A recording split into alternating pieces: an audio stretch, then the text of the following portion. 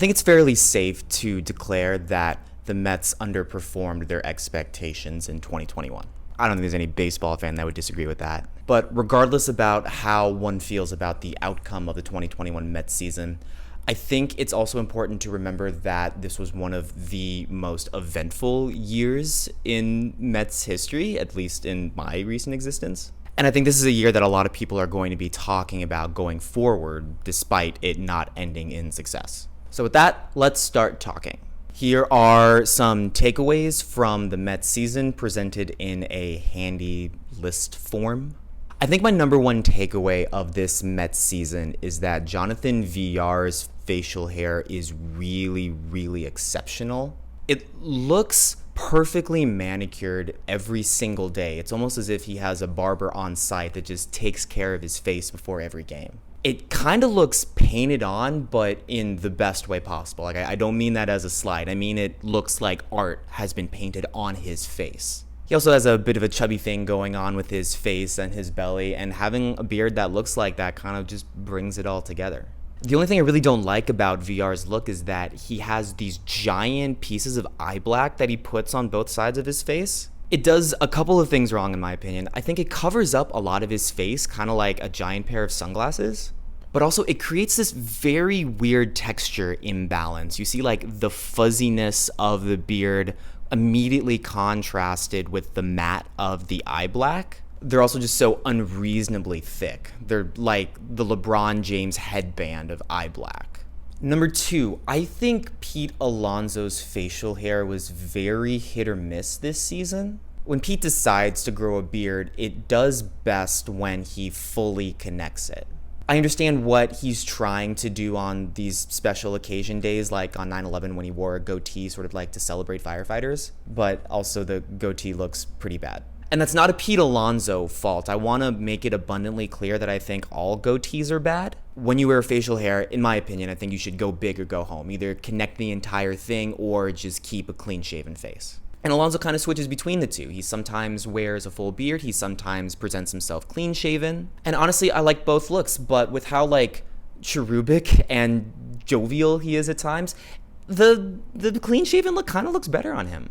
I think there's some room for improvement there, but I definitely don't think he's the worst looking Met. My number 3 takeaway from this season is that Dom Smith's beard is really, really good. He's the perfect example of someone who goes big. He connects it all the way through, doesn't put any color in it, kind of lets it grow naturally. It fits very well with his personality. He always seems very bubbly and excited. And I think he's someone who's going to grow well into his beard into old age. My 4th takeaway from this season is that I think the black uniforms were a wasted opportunity. I'm kind of ambivalent about them. I know a lot of people associate them with winning. I sort of associate them with a lot of years after that weren't so successful. Also, I don't think they look that much worse than their regular white stripe uniforms, but I also don't think they look any better. Honestly, I can kind of take them or leave them. But what I really found disappointing about the black uniforms this season was seeing all of the other teams in Major League Baseball really, really go all out with their City Connect uniforms. The best example of this was in Miami, where the Marlins wore this red with blue striped uniform that was very reminiscent of the old minor league Sugar Kings. I also really liked the Chicago White Sox Southside jerseys.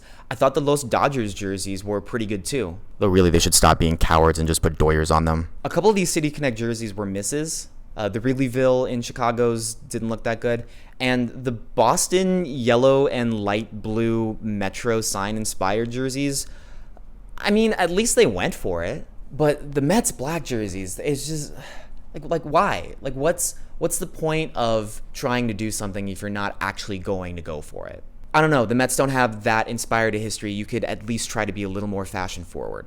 Anyway, that's enough about the black jerseys. My number 5 takeaway is that Luis Guillorme's beard is really, really good. It wouldn't surprise me if he colors it, but it is such a wonderful part of Guillorme's brand to have his Santa Claus beard go all the way down to his chest. I think it really fits in with his chubbiness. I think it also kind of hides his snaggle teeth a little bit, but I think he maxes out the color and the shape of his body really, really well. My number 6 takeaway is that Marcus Stroman's facial hair is it's all right. It's not the best. It's not the worst.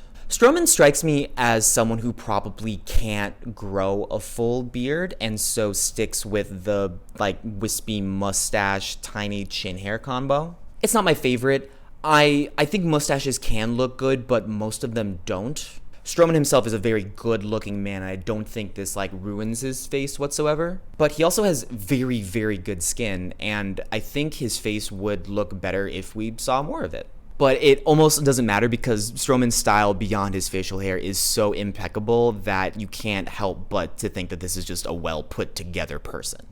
I really like how his shoes always match the color of his pants. I really like the electric blue color of his glove. I really like how he has his own personal branded do-rags that he hides under his hat, probably to avoid any punishment from Major League Baseball. But we notice it when he's in the dugout, so that's good branding. So overall, just an incredibly stylish man.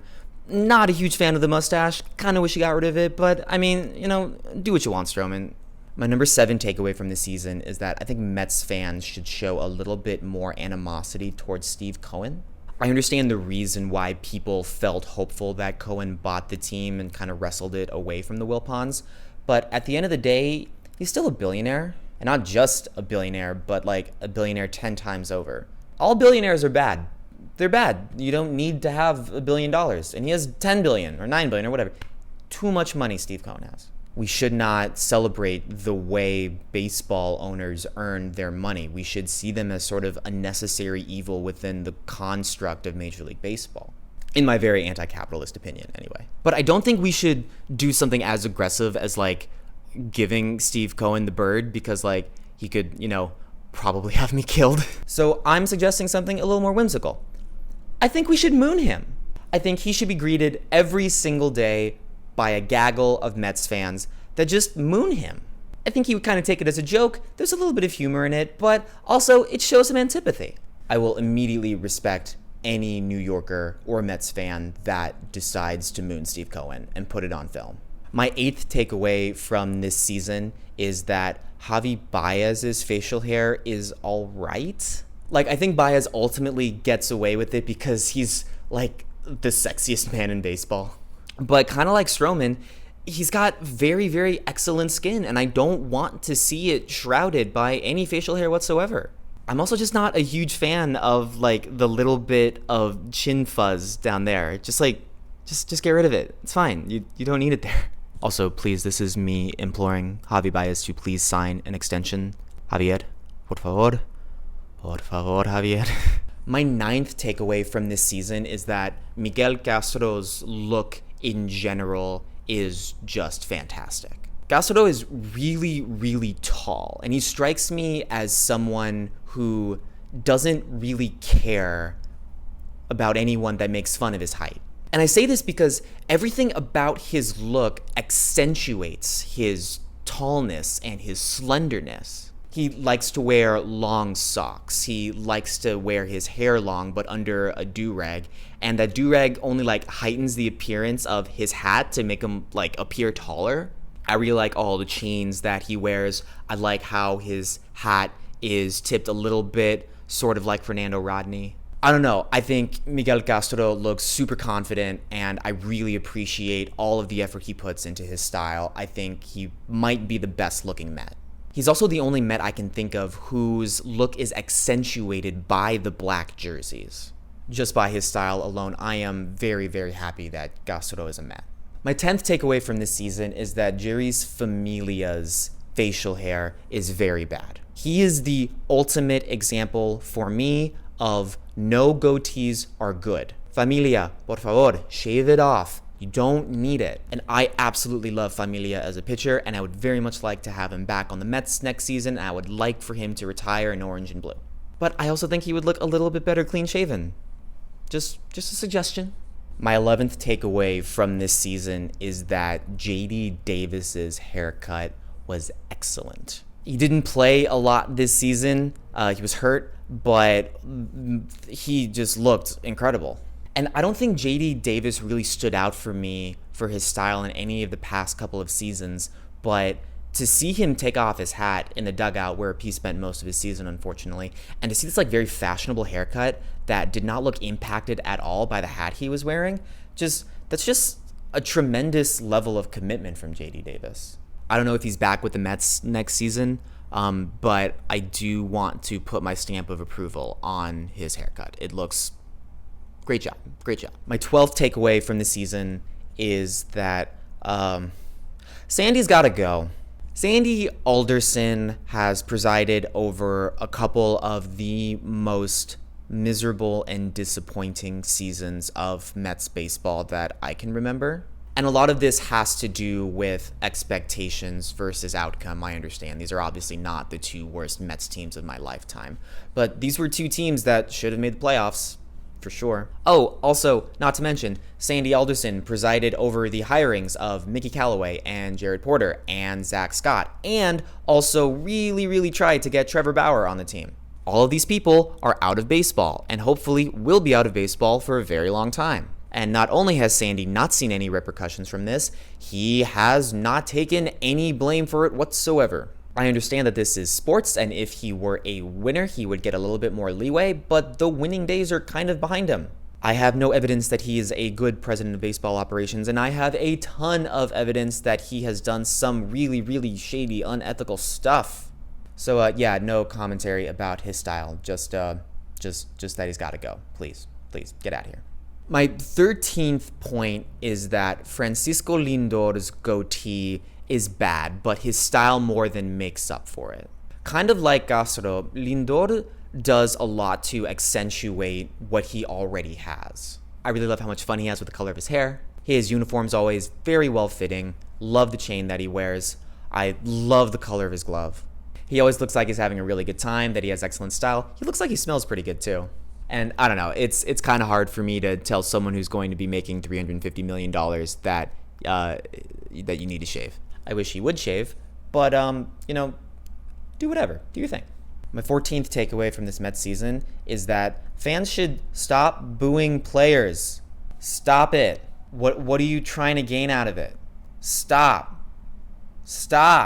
I have only twice seen players booed for reasons that I think were justified. 1, because they were racist, or 2, because they beat women. I think we are past the point where we should care so much about sports that we need to boo players for what we consider to be poor performance or bad attitudes. They are people. They are workers. They are not politicians. They do not do anything that matters all that much. They do not deserve your vitriol. I do not care about the attitudes of New York City. I do not care about what rights fans think they have when they buy a ticket to enter a game. There is no other social construct where it is acceptable to boo working people at their jobs. Stop doing this. This is disgusting. The 15th point I'd like to make about this season is that Noah Syndergaard's hair is now bad. I'm really sorry, Noah, because I know that your hair is a really big part of your brand, but you gotta let it go, man. And I understand that receding hairlines are a problem amongst many athletes, and you're not the only person that's suffering from it. But like the headband thing, the ponytail thing, all that's doing is just driving more attention to the problem. I'm not suggesting that you cut it. I'm not suggesting that you cover it up necessarily. If you're cool with how it looks, hey, I can't tell you what to do. But if it really does bother you, then there's nothing socially wrong with hair plugs nowadays. You can cut it, a la Jacob deGrom. But man, it's noticeable this year. I'm sorry. My 16th point I'd like to make about the 2021 season is that Kevin Pillar's beard is good. Very classic style, very working man-like. He keeps it short, he keeps it trim, but he keeps it complete across his face. I really appreciate Kevin Pillar for a lot of things. His facial hair, near the top of that list. My 17th takeaway about the Mets season, looking a little bit ahead into the future, is that I would prefer that the team hire Billy Beane over Theo Epstein as a president of baseball operations. And this has nothing to do with what I think about their merits as a candidate. This has everything to do with their style. I understand completely that Theo Epstein is a younger and better looking man than Billy Beane is, but I also think that Theo is a little more conservative with his wardrobe. And I understand he needs to be because, like, it's baseball and you can't really dress, outlandishly when you're in the front office of a team, especially for, like, the Red Sox or the Cubs. But I'm also not really digging how pale his wardrobe looks. It looks very safe. Billy Beane, on the other hand, while no less safe and no less conservative than Epstein, always seems more comfortable in his clothes, which is odd because he's a very tall man, first of all. But he also seems very jolly. I like the way he wears his hair. I like that he just embraces his gray and keeps a clean-shaven face. Very classic look. I'm not going to go out of my way to call Billy Beane stylish, but I do think he has a little bit more style than Theo. My 18th point is going to be about Luis Rojas. I'm not going to talk very much about his style. I do think he's a good-looking man, but I do want to make the point that I think Rojas got a very raw deal entering his tenure with the Mets. That's not to say that I don't think he deserved to be fired or that he was a good manager for the Mets necessarily, just that he wasn't given the easiest set of circumstances to work with. I think in an organization that requires a lot of help with younger players and minor leaguers, perhaps in like Pittsburgh, for example, he might find a little more success. I do hope he stays with the Mets in some capacity, but I would also very much understand if he left. Either way, I wish him luck and thank him for his 2 years of work. However, I do think the Mets need to look forward in a very bold direction, which brings me to my 19th point.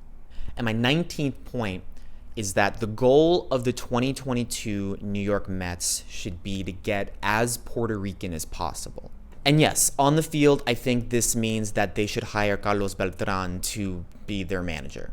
I think they should sign Carlos Correa to be their third baseman, not just because he's probably the best position player that will be on the market, but also because it reunites the infield that made it to the finals of the 2017 World Baseball Classic. That is, assuming Baez resigns. Por favor, Baez, por favor. But I mean, consider Baez at second, Lindor at short, Correa at third, re-sign TJ Rivera to play first base. I don't know. Really, honestly, a better idea is to try to convince Pete Alonso to be a Puerto Rican citizen. I don't know if Puerto Rican citizenship is a thing. I wonder if they're just all American citizens. Puerto Rican citizenship. It's unclear. It seems as if Puerto Rico does not have its own citizenship and password, but he can be an honorary Puerto Rican. His name is Alonso. He has Spanish blood in him already. He's from Florida. I think if he changes his name to Pedro and learns a little bit of Spanish, he can become an honorary Puerto Rican. That way, the entire infield can be Puerto Rican. Correa, Lindor, Baez, Pedro Alonso. Heck, when Tomas Nido is catching and either Edwin Diaz or Seth Lugo are pitching, the entirety of the infield can be Puerto Rican. I'm saying that this is an opportunity that the Mets should absolutely not waste. The last time they tried to recreate Team Puerto Rico in 2006, it kind of worked out pretty well. And I don't think it should stop there with the Puerto Rican-ness of it all. The most exciting moment of the season was Francisco Lindor hitting his third home run on Sunday Night Baseball against the Yankees, him crossing home plate, and seeing mobs of fans with Puerto Rican flags jumping on the dugout. This can be an every night thing. We need to get J-Lo to buy a 1% stake in the Mets. We need to replace Lazy Mary with Daddy Yankee. It gives me an idea for the City Connect uniforms. They should be sleeveless tanks that are just the Puerto Rican flag. No Mets on it, just the Puerto Rican flag. I am here to turn Citi Field into La Ciudad. I don't know if this makes the Mets a winning team in 2022, but I do know that it makes them a very fun team in 2022. Make the Mets as Puerto Rican as possible. My 20th takeaway from the Mets this season is that making predictions is a waste of time. And this is a general thing. This isn't just a baseball thing. This isn't just a Mets thing. This isn't just a right now thing. It's just a forever thing. Predictions can be fun. Predictions can potentially be insightful. But they're not usually right. I don't know what the 2022 Mets are going to be like. I don't know if they're going to be in first place or last place. But I'm going to watch. That's for sure. And my 21st and final point about the Mets this season is that while I'm disappointed in how the season finished, and while I'm not missing Mets baseball right now, I will be in about 4 weeks. And I live in Southern California, so it's not as if there's like a winter I have to suffer through. But I am going to look forward to spring training. So, yeah. See you then, I guess.